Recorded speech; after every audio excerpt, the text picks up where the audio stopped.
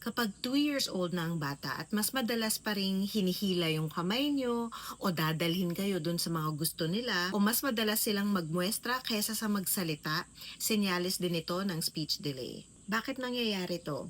Maaaring hindi nila naiintindihan kung paano humingi, mas lalo kung lahat ng kailangan at gusto nila ay lagi namang handa dyan o naibibigay sa kanila isang kibu pa lang. Pwede ring nahihirapan silang matutunan ng mga salita para manghingi. Para sa mga rason dito, pwede niyong balikan yung una kong video. Pwede ring alam niya kung anong gusto niyang sabihin pero nahihirapan ang bibig at vocal cords niya para ibigkas ang mga salitang ito.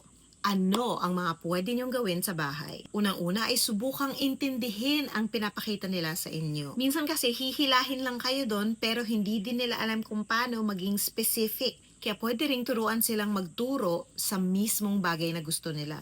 Kapag sa tingin nyo nahulaan nyo na, sabihin ang salitang yon. Ibigay sa kanila ang bagay at obserbahan ang kanilang reaksyon.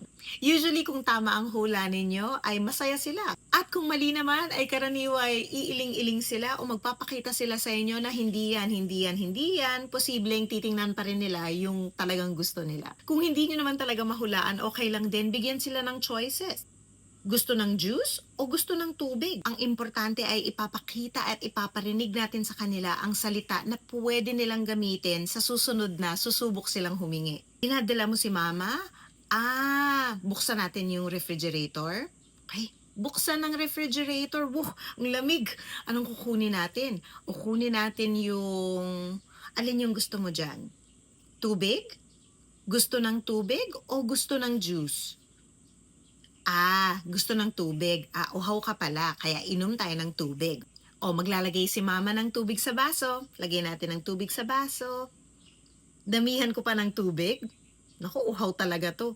Okay, inom ka na ng tubig. Pwede rin kasing pahabain mo yung mga gusto nilang sabihin. Para marami ka talagang language stimulation. Kahit yan lang muna pero araw-arawin nyo, baka yan lang pala ang kailangan ng baby ninyo para magsalita.